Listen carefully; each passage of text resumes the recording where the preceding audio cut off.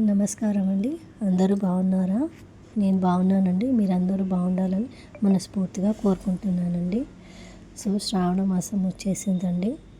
మొదటి శుక్రవారం అమ్మవారి కోసమని పసుపు కొమ్మలు కడుతున్నారండి. పసుపు కొమ్మలతో అలంకరణ చేస్తున్నారండి. మొదటి శుక్రవారం అమ్మవారికి మహాలక్ష్మి అమ్మవారండి. సో ముందు రోజు ఇంతమంది ఆడవాళ్ళు వచ్చి భక్తులు వచ్చి అమ్మవారి కోసమని చేస్తున్నామండి. సో ముందు రోజు టెంపుల్లో చేసామండి. మాలల్లాగా కట్టేసి ముందు రోజు రెడీ పెట్టేసామండి. తర్వాత రోజు ఇలా ఉంది అండి అలంకరణ. సో తర్వాత రోజు శుక్రవారం వచ్చేసి అమ్మవారికి కుంకుమార్చన చేశారండి. కుంకుమార్చన తర్వాత లలితా సహస్రనామం చదువుకున్నాము. లింగాష్టకం కూడా చదువుకున్నాము. కనకదార స్తోత్రము, మహాలక్ష్మి అష్టకము, మళ్ళీ మణిద్వీప వర్ణన, ఇవన్నీ శ్లోకాలు చదువుకున్నామండి.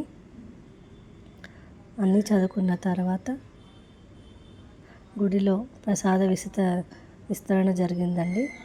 అనంతరము ఇంకా చాలా బాగా జరిగిందండి. అమ్మవారికి అలంకరణ అయితే చాలా బాగుంది. పూజల్లో పాల్గొంటే కొంచెం మనశ్శాంతిగా ఉంటుందండి. ఏమంటారు మీరు? ఇంట్లో ఎప్పుడు ప్రతిదీ ఉంటూనే ఉంటుంది ఆడవాళ్ళకి. పొద్దున్న లేచినప్పటి నుంచి పరుగులే ఉంటాయి, పిల్లలని హస్బెండ్ అని చెప్పి. సో మన కోసం కొంచెం టైం స్పెండ్ చేయాలి అనుకుంటే కొంచెం మైండ్ పీస్ఫుల్గా ఉండడానికి టెంపుల్కి వెళ్తే బాగుంటుందని నా ఒపీనియన్ అండి. నేనైతే ఒక 5 నిమిషాలైనా వెళ్ళేసి వస్తాను. కుదిరినప్పుడల్లా వెళ్ళేసి వస్తాను. సో ఇది లలిత సహస్ర పారాయణం జరుగుతుందండి.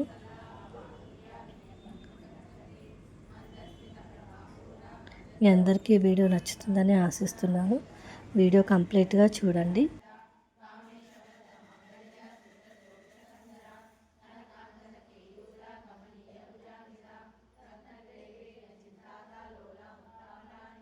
సౌభాగ్యలక్ష్మీ రావమ్మ అమ్మా, సౌభాగ్యలక్ష్మీ రావమ్మ. నుదుటి కుంకుమార విబింబముగా కన్నుల నిండుగా కాటుక వెలుగా.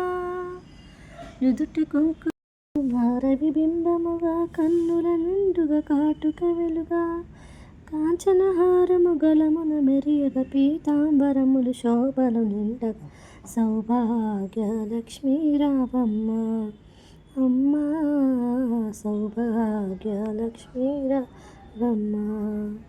ఓం శ్రీ మహాలక్ష్మి దేవియే నమః.